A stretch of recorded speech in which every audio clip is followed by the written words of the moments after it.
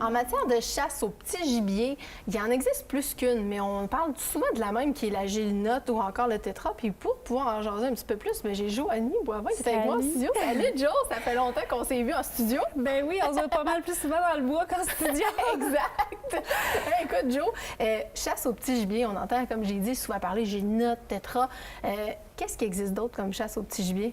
Bien, au Québec, on connaît, dans le fond, il y a le lièvre qui est le fun à faire, il y a le coyote, il y a les oiseaux aussi. Là, souvent, on oublie ça, mais il y a plusieurs sortes d'oiseaux qu'on a le droit de chasser. En dehors de ce qu'on connaît généralement, là, en dehors de la sauvagine et tout ça, vraiment au niveau du petit gibier, qu'est-ce qui existe un peu comme espèce? Parle-nous un petit peu.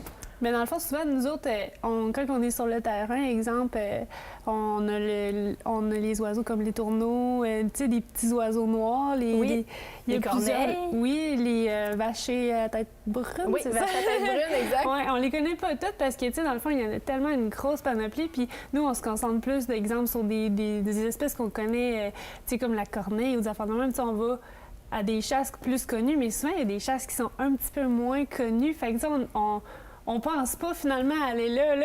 Comme quoi, mettons, là? Là j'ai l'impression que tu essaies de nous mettre la table pour quelque chose. Je suis quand même pas peur de mettre la table, subtilement. Non, mais dans le fond, là, on est venu parler du pigeon. Oui. C'est une espèce qui a tellement partout dans les villes, dans les villages. Puis crème, on les voit, mais on pense pas que c'est une chasse qui est vraiment le fun à faire. Là. Non, puis en plus, c'est des populations qui sont relativement grandes. Hein? Oui. Je veux dire, quand on voit un pigeon, c'est rare qu'on le voit tout seul. Il part en envolée avec sa gang autour des bâtiments de ferme, entre autres. On les voit souvent. Les agriculteurs ont un petit peu de misère avec ça. Probablement que c'est comme ça que vous allez chercher vos permissions chez les agriculteurs quand vous faites ce type de chasse-là? Oui, dans le fond, nous autres, là, on est une petite gang qui aime ça vraiment.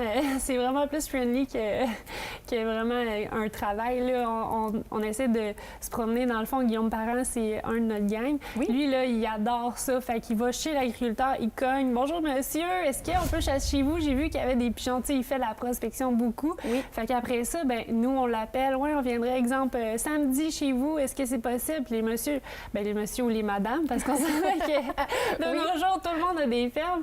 Bien, dans le fond, eux, ils sont tellement heureux de nous voir parce qu'on vient enlever ce qui est nuisible chez eux, dans leur, pas dans leur bâtisse, mais autour. Okay. Comme ça, tu sais, ça sème beaucoup sur les silos, des choses comme ça. En quoi il est nuisible, le pigeon, pour un agriculteur? Bien, dans le fond, eux autres, les pigeons, ils se reproduisent énormément, 2-3 fois par année, puis ils ont des petits tout le temps. Fait qu'ils viennent ils vont dans le grain, puis là, ben, tu sais, on s'entend que ça... Ils doivent quand même consommer un petit peu, hein? Oui, c'est ça. Ils consomment ce qui tombe par terre, puis après ça, ben, eux, ils sont dans les fermes. Les fientes tombent dans la nourriture des animaux, sur le dos des animaux, c'est pas propre sur les bâtisses, ça fait comme briser la pierre, tu sais, c'est vraiment acide. Donc, tu sais, la quantité en plus, c'est incroyable. Fait que d'enlever ça dans les fermes, ça leur rend service parce que, dans le fond, ils n'ont pas le temps là, de commencer c'est sûr, ils n'ont pas le temps. Chasser. Côté chasse, ça ressemble à quoi? Est-ce que c'est une chasse qui se fait à l'affût? Est-ce qu'il faut se camoufler? Comment ça fonctionne un petit peu côté chasse? Là? Comment ça ressemble à quoi votre setup quand vous y allez? Mais dans le fond, c'est ça qui est le plus cool de la chasse aux pigeons, c'est que c'est vraiment pas stressant. Tu sais que si on compare avec la chasse à la sauvagine, que ça prend beaucoup d'aplats, beaucoup de... Là, on amène 2-3 pigeons. Un pigeon, on appelle ça un rotatif. Oui, c'est ça. Oui. Puis on met quelques grains, on installe ça là. Souvent, il va l'hiver, fait que on s'habille en blanc le plus possible. Oui. Puis on se cache en arrière d'une petite butte, mais tu sais, la plupart du temps, un petit bosquet ou quelque chose comme ça. Puis les pigeons, dès qu'ils voient le grain, là, tu les vois, puis ils s'en viennent. C'est pas une chasse qui est difficile, sauf le tir. Tu sais, comme... C'est un tir plus sportif, on s'entend. C'est pas des oiseaux qui volent à basse vitesse, là. Ils vont très rapidement. Un pigeon, là, ça vole vite puis ça change de direction. S'il nous voit, là, toute la gang change de direction. Fait que là, c'est là que ça devient comme un plus gros challenge. Puis c'est ça qui est plaisant, dans le fond, de cette chasse-là. Puis est-ce que le pigeon, ça se consomme? Est-ce que vous le mangez par la suite? Qu'est-ce que vous faites avec votre pigeon?